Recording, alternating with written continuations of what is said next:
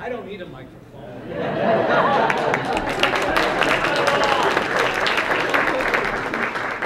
I certainly don't deserve one.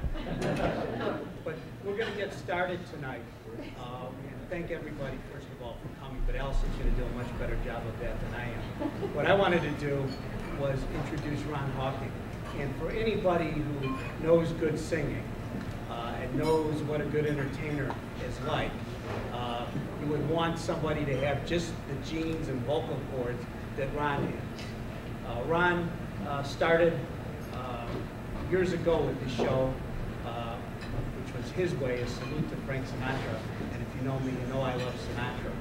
And I think the only singer I like better than Sinatra is Ron Hawking, because not only can he do Sinatra like nobody else, his new acclaimed show, The Men and Their Music, Ron does virtually every singer worth their weight in gold, and he turns them into platinum with his voice.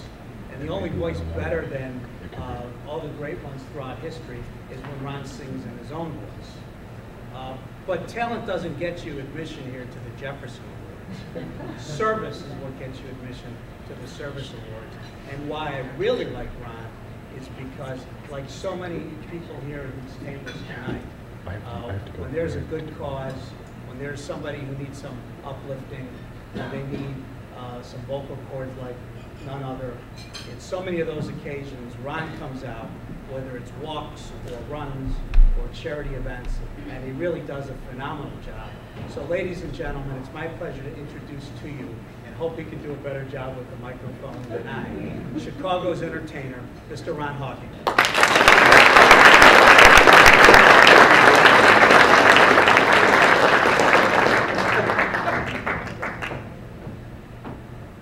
Jeez. Works well just like this, doesn't it? Let's see what happens. Thank you so much, Scott. Thank you so much, Scott. I'm honored to be here this evening to not only dine, but also to sing for all of you. So I'd like to sing a song about my favorite city in the world. I think we can turn this down, but I'll keep it, no, go ahead. You can turn it on. Yeah, then you can run back there. Amen.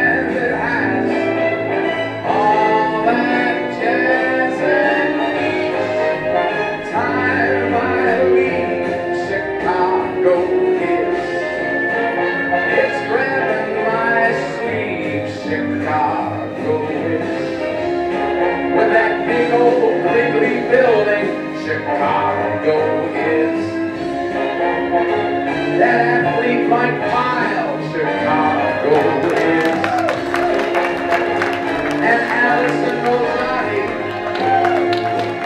it's mine.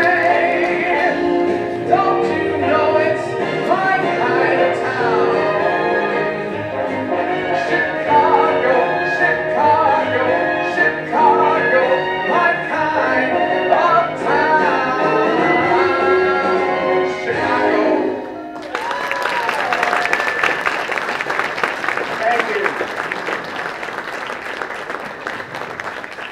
And I believe right now we're going to have a 5-minute video.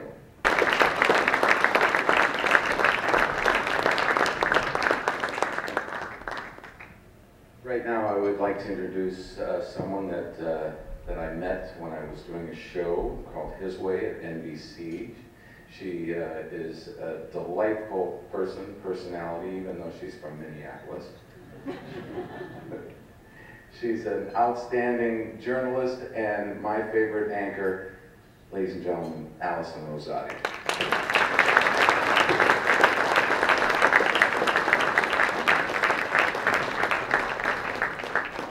Thank you, Ron. Hi, everyone. I should say buonasera, since we are here at the Italian-American Sports Hall of Fame on this rainy night. And let's thank Ron once again for bringing us such glorious song to warm our hearts on this night. So thank you, Ron.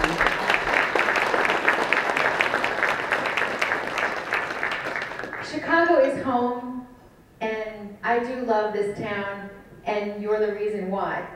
Look around this room, and everyone that is here. Is that every time a microphone squeaks, an angel gains its wings? Let's hope that's the case. But everyone in this room, you're givers, you're people who do good in our community, and we celebrate you. And what a wonderful thing that Scott and Charlene have done tonight. Usually we only get one chance to honor our Jefferson Award winners, so how beautiful is it that we have this gala dinner tonight to bring us all together once again. And this is probably really annoying, the sound. So can I try, just gonna turn it down? Okay. Should I bring it back maybe a little bit more? Does that help? Maybe I'll just fall off the stage. That'll be your entertainment for tonight. But welcome to Chicago Celebrate service, and I know I'm preaching to the choir. All of you know just how important it is to volunteer and to give back to our communities and just what that can do. By you being able to tell your story, and we can share it on our newscast, you inspire other people just by what you're doing. And I think it's tremendous, Sam, that the Jefferson Awards being able to continue its good work in an even bigger way and reaching out to younger generations the way that it has. How wonderful and beautiful is that? NBC has been a proud media sponsor of the Jefferson Awards, and I do believe, I was trying to remember which baby it was that I was pregnant with when I went to the Supreme Court the first time for the first National Jefferson Awards, but I think it was 13 years ago, if I'm correct, because I do have a 13-year-old who's got a lot of teenage angst at home tonight. But anyway, I know that when we were first told about the Jefferson Awards, we were very excited as a news station because all of you know, when you tune into the news, what do you usually get? What went wrong today? And it's hard sometimes, I know, to watch the news because you're saying to yourself, life is tough enough, do I really need any more depression? But the Jefferson Awards gives us an opportunity to tell everyone the good things that are happening in our community. And there is so much more good than there is bad. And it's been wonderful to share. Leanne Trotter has done a beautiful job of profiling our Jefferson Award winners this year, and we were thrilled to be able to put them on our newscast and share them with our viewers. It is wonderful to meet all of you each year, the Jefferson Award winners, and obviously to see you again tonight. And I was especially excited because Mr. Surrey, who got to represent us in Washington this year, came back with the same reaction I had. When you get to go to Washington as a Jefferson Award representative, it's like this room. It's contagious because you realize that there's all kinds of people out there doing great things, but now it's gone national. And he was inspired to do even more, which I hope we get a chance to hear about their new effort to provide scholarship for burn victims. And what an amazing thing to just go to Washington and to represent us so beautifully, and in turn comes back even more inspired. And that's what's the beauty of the Jefferson Awards. So ladies and gentlemen, tonight we are here to celebrate the service, the unsung heroes, not only in our country, but here in Chicago, our home. And it's not just for the sake of well-deserved recognition, because I know all of you would say, nah, you know, not me, somebody else. But we do want to say thank you again, sincerely, for all that you have done. And you make us so proud. And you also make us a better city, a better community, because of what you do each and every day.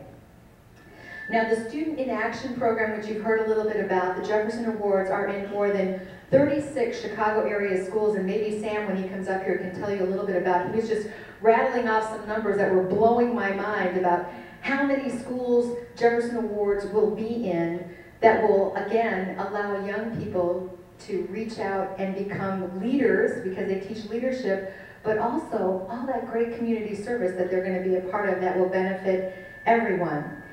And ultimately, the goal here in Chicago, I know Scott was mentioning that they're also working on healthy lifestyle habits. And Sergio, I know, went to some Chicago public schools and helped with that as well. So again, the Jefferson Awards just keeps growing and getting bigger and doing what I would say is such a Kennedy-esque thing to do, to dream big and to keep thinking about how can I help, how can I serve, what can I do, and asking those important questions. And so our sincerest thanks to all of you in the room for all that you have done. It is now my sincere privilege to introduce to you Superwoman. Yes, she is in our room tonight. And actually, I think she could be a comedian as well. Charlene McMann is a past Jefferson Award winner and Chicago Woman of the Year. She, as all of you know in this room, is tireless. I mean, she's got more energy than the Energizer Bunny and probably about a whole room of toddlers put together. She has been a tireless advocate for cancer patients and caregivers, a fundraiser for cancer research, and has been involved in public policy and patient advocacy for cancer in general and lymphoma in particular. Among her accomplishments, she's co-founded the Chicago chapter of a national blood cancer organization, spearheaded a 5K walk-run called the Lymphomathon. That's a whole mouthful. The Lymphomathon. Say that fast 5 times. And sorry, I keep making angels here. Which raised, ladies and gentlemen, more than $3 million in the first 6 years in Chicago. Wow.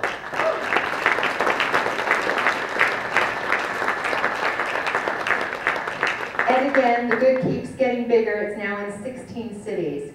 Her latest efforts in her spare time, writing a book, Battling and Beating Cancer, the Cancer Survival Book, and she's helping to start a bike ride for lymphoma research. Charlene, you are my hero.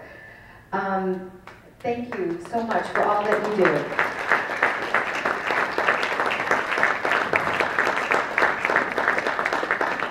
Now, I don't know if you've all heard this story, but Sam Beard met Charlene in 2008 at the National Jefferson Awards ceremonies in Washington, D.C. And Charlene's, she said, made the mistake of going out for a drink, and I say we all received a huge blessing when she did. Because when she went out for a drink with Sam, Sam was a very smart man. And he realized, what do you do with a busy gal who does a million things? She's the kind of person you want to get involved with Jefferson Awards, because she's going to make things happen, and she has. 2 weeks later, Sam came to Chicago, put Charlene on the National Board of Selectors for the Jefferson Awards, charged her with heading up the Jefferson Awards activities in Chicago.